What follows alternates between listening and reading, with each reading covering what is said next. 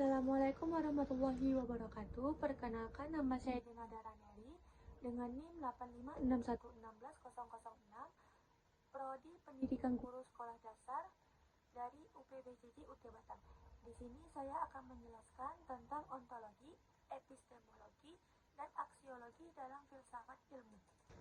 Ontologi dalam filsafat ilmu mengkaji hakikat keberadaan ada, realitas, dan batas-batas objek kajian ilmu secara mendasar. Ini menelaah apa yang dipelajari ilmu, asumsi dasar realitas, serta struktur alam fisik dan non-fisik. Berikut adalah poin-poin yang dikaji dalam ontologi. Yang pertama ada hakikat realitas atau ontologis, yaitu mempertanyakan apakah realitas bersifat material, fisik, atau rohani, dalam kurung, idealitas atau abstrak.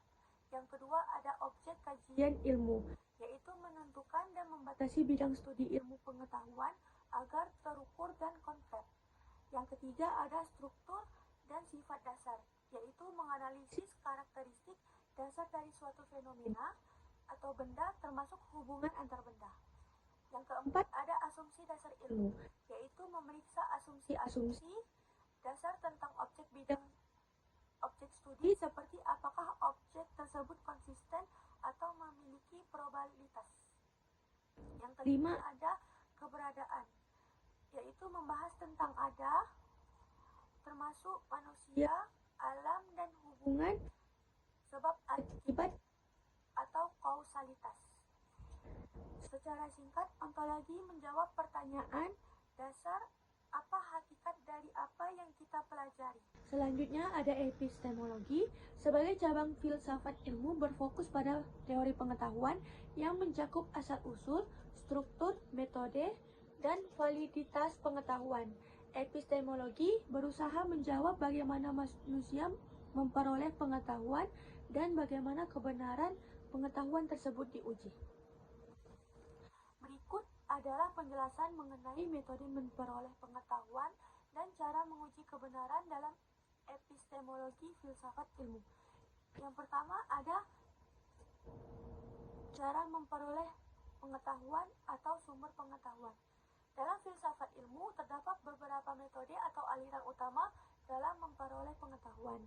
Yang pertama ada rasionalisme, yaitu pengetahuan diperoleh melalui akal budi atau rasio, bukan pengalaman indrawi. Kebenaran bersumber dari pemikiran logis dan deduktif.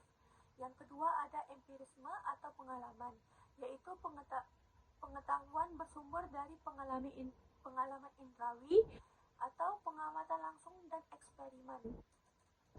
Yang ketiga ada positivisme, yaitu pendekatan yang menggabungkan empirisme dan rasionalisme. Pengetahuan dianggap benar jika didasarkan pada fakta-fakta yang teramati dan dapat diukur, seringkali menggunakan metode ilmiah. Yang keempat ada intuisionisme, yaitu pengetahuan diperoleh melalui intuisi atau pemahaman langsung yang tiba-tiba yang tidak dapat melalui proses penalaran sadar. Yang kelima ada metode ilmiah, yaitu metode yang paling andal yang menggabungkan penalaran rasional atau deduktif dan pengamatan empiris secara sistematis. Langkahnya meliputi perumusan masalah, hipotesis, eksperimen, dan kesimpulan. Selanjutnya ada cara kebenaran diuji atau teori kebenaran. Epistemologi tidak hanya membahas cara mendapatkan pengetahuan, tetapi juga validitasnya melalui beberapa teori kebenaran. Yang pertama ada teori korespondensi atau kesesuaian, yaitu suatu pernyataan benar jika sesuai dengan fakta atau realitas objektif di lapangan. Contohnya, hari ini hujan. Benar jika di luar memang sedang turun hujan.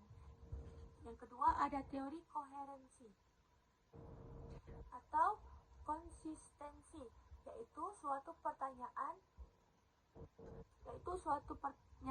dianggap benar jika konsisten dengan pernyataan sebelumnya yang sudah dianggap benar.